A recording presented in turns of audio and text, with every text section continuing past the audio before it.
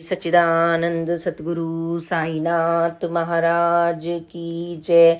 विष्णु पंत बलवंत पिथले की कथा को अब आगे सुनिए।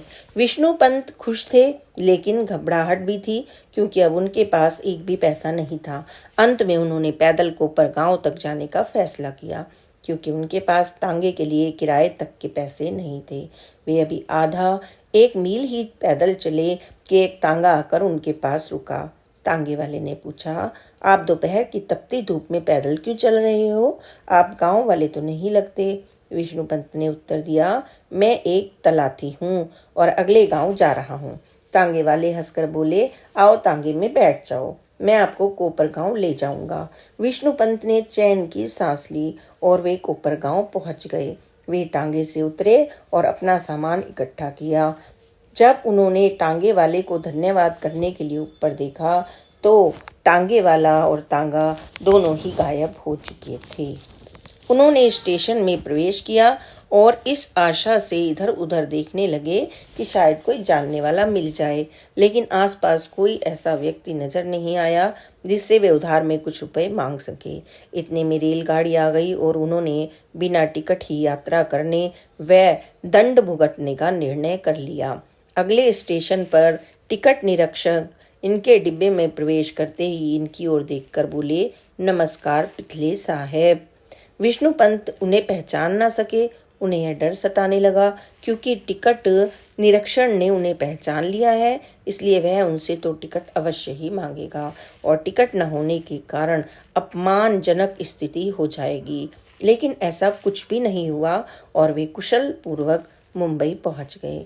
अगले दिन उनके दरवाजे के सामने एक बहुत बड़ी गाड़ी आकर रुकी। धनवान व सुंदर वेशभूषा धारण किए एक सज्जन व्यक्ति उनके घर आए और पूछताछ करने लगे, क्या आप तलाती हैं? विष्णु पंत पिथले हैं? विष्णु पंत ने घबराकर सोचा, अब मैं मुसीबत में फंस जाऊंगा। यह क्यों पूछ रहा है? मैं तलाती हूँ। उन सज्जन ने कहा, मैं JRD टाटा हूँ। मैं सहार, जहां आजकल हवाई अड्डा है, वाली जगह खरीदने के क्रम में हूँ। मेरे पास कई लोग नौकरी करते हैं, लेकिन वे मराठी कागजातों का अंग्रेजी व अंग्रेजी का मराठी भाषा में अनुवाद नहीं कर सकते। मुझे पता चला कि आप एक निपुण तलाती हो, वह आपको दोनों भाषाओं का अच्छा ज्ञान है।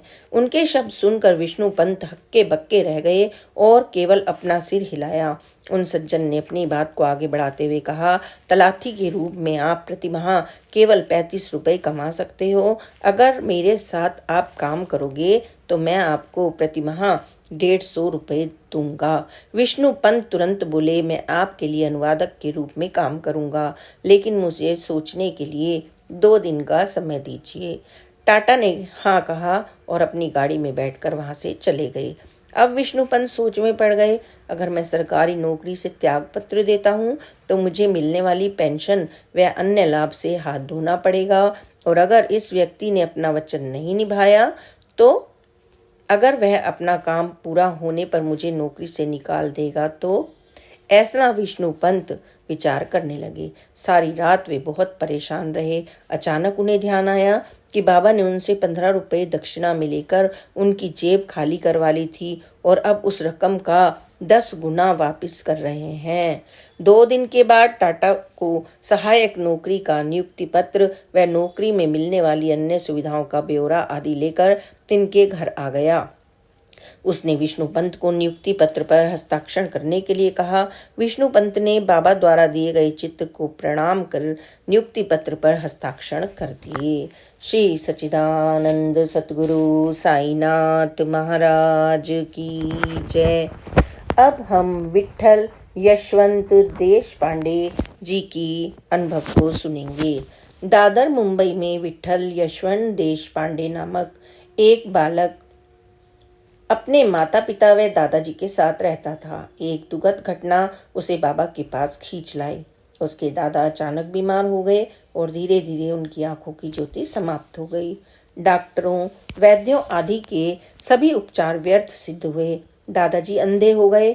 विट्ठल अपने दादा को बहुत प्यार करता था। घर के भीतर वह उन्हें सहारा देकर चलने में मदद करता था। बांद्रा में गोविंदराम मानकर नामक एक सत्य पुरुष रहते थे। वह बाबा के भक्त थे और उन्होंने विट्ठल के दादा को शिरडी जाकर बाबा के दर्शन करने व अपनी आंखों के उपचार हेतु बाबा से प्रार्थना करने की सलाह दी। दादाजी इन सत्पुरुष से प्रभावित हुए और उन्होंने शिरडी जाने का पक्का निर्णय कर लिया। दादाजी ने अपने पुत्र को शिरडी ले जाने के लिए आग्रह किया, लेकिन किसी कारणवश यात्रा का कार्यक्रम स्थगित हो गया। सन 1916 में विट्ठल मात्र 16 वर्ष का था। अपने चाचा की कार्य में व्यस्तता के कारण विट्ठल को दादाजी के साथ शिरडी भेजने का फैसला हुआ।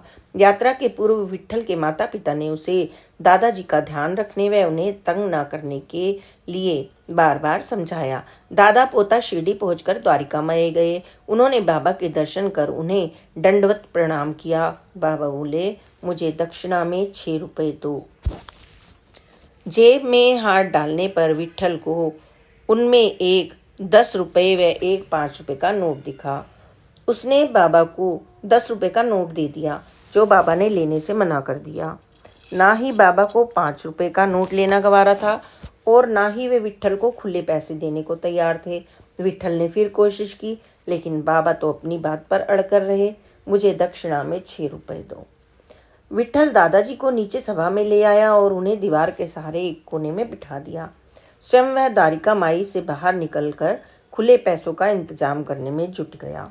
बहुत देर तक कोशिश करने के बाद भी उसे खुले पैसे नहीं मिले। विट्ठल उदास हो गया। दादाजी का क्या हाल होगा, यह सोचकर वह रोने लगा। अचानक एक हट्टा कट्टा व्यक्ति विट्ठल के सामने आकर खड़ा हो गया, जिसने भारतीय वेशभूषा धारण की हुई थी और माथे पर चंदन का तिलक लगाया हुआ था। उसने प्यार से विट्ठल से पूछा, बच्चे तुम क्यों रो रहे हो? विट्ठल ने उसे बाबा के अड़ियलपन और स्वयं के खुले पैसे न मिलने की असमर्थता के विषय में बताया। उस व्यक्ति ने विट्ठल को तुरंत खुले पैसे दे दिए। विट्ठल जल्दी से द्वारिका माई की ओर भागा और जाके बाबा के चरणों में 6 रुपए रख दिए। बाबा बोले, डरो मत बेटा, अल्लाह मालिक अच्छा करेगा, अब तुम्हारा काम हो गया। विट्ठल हैरान हो गया। उसे कुछ भी समझ में नहीं आ रहा था। उसने बाबा को आने का कारण नहीं बताया था, ना ही बाबा ने उसे कुछ पूछा था। वह वहां खड़ा होकर बाबा को एकटक घूरने लगा। बाबा ने वही शब्द दोहराए। विट्ठल अभी भी कुछ समझ नहीं पाया। वह मुड़ा और सभा मंडप के उस कोने में गया जहां उसने अपने दादाजी को बैठाया था, लेकिन उसे दादाजी वहां नहीं मिले। उसने सभा मंडप में हर जगह ढूंढा, लेकिन वे कहीं नहीं मिले। वे कहीं बाहर न चले गए हों, यह सोचकर विट्ठल द्वारिका माई के बाहर आ गया, लेकिन दादाजी वहां भी नहीं मिले।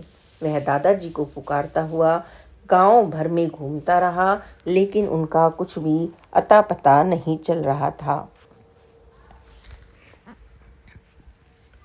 दुखी मन से घबराकर विट्ठल रोने लगा। उसे बुरे ख्याल आने लगे, कहीं दादाजी को गिरकर चोट ना लग गई हो। तभी वह हट्टा कट्टा व्यक्ति फिर से विट्ठल के सामने आ गया। उसने विट्ठल की पीठ पर प्यार से हाथ रखकर पूछा, तुम क्यों रो रहे हो? सिसकते हुए विट्ठल ने सारी बात उस अनजान व्यक्ति को बताई। वह व्यक्ति साठे वाड़े की ओर इशारा कर कर बोला, तुम्हारे दादा साठे वाड़ा की सीढ़ियों पर बैठे हैं। विट्ठल भाग कर वहां गया और क्या देखता है, उसके दादा सीढ़ियों पर बैठे हुए खुशी से गन्ना चूस रहे थे। वह गुस्से में बोला, जहां मैंने आपको बैठाया था, आप उस जगह से क्यों उठे? अगर आपको चोट लग जाती, आप यहाँ कैसे पहुंचे? दादा बोले, जैसे तुम बाहर खुले पैसे लेने गए, तभी मुझे दिखाई देना शुरू हो गया। जब तक तुम वापिस आए, तब तक मुझे सब कुछ साफ साफ दिख रहा था, इसलिए मैं वाड़े आ गया। यह सुनकर विट्ठल शांत हो गया। उसे समझ में आ गया कि बाबा ने उससे केवल 6 रुपए ही क्यों मांगे। दक्षिणा में 6 रुपए देने का अर्थ बाबा को शरीर में छिपे षड रिपुओं काम, क्रोध, लोभ, मोह, अंधकार, द्वेष अर्पित करने से है, जो हमारी 5 इंद्रियां यानी देखना, सुनना, बोलना, सूंघना और स्वाद से संबंधित हैं। घर वापस जाते समय विट्ठल की टोपी कहीं खो गई। वह दादाजी को उसके बारे में बताने से डर रहा था। दादर पहुंचने पर उसके माता पिता उसका इंतजार कर रहे थे। विट्ठल ने मुड़कर देखा तो दादाजी फिर वहां नहीं थे। उसने अपने सूटकेस व अन्य सामान उठाए और धीरे धीरे अपने माता पिता की ओर चलने लगा। वे उसे यात्रा के विषय में पूछने लगे। विट्ठल जैसे ही कुछ बोलता तभी उसके दादाजी उसके लिए एक नई टोपी लेकर वहां पहुंच गए।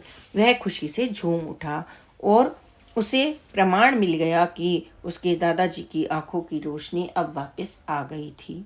लेकिन वह अनजान व्यक्ति कौन था, उसे मेरे दादाजी का कैसे पता चला, ये सोचकर विट्ठल आश्चर्यचकित हो उठा। श्री सच्चिदानंद सतगुरु साईनाथ महाराज की जय। Please like, subscribe and share this channel. Om Sai Ram, जय साई राम, ओम साई राम।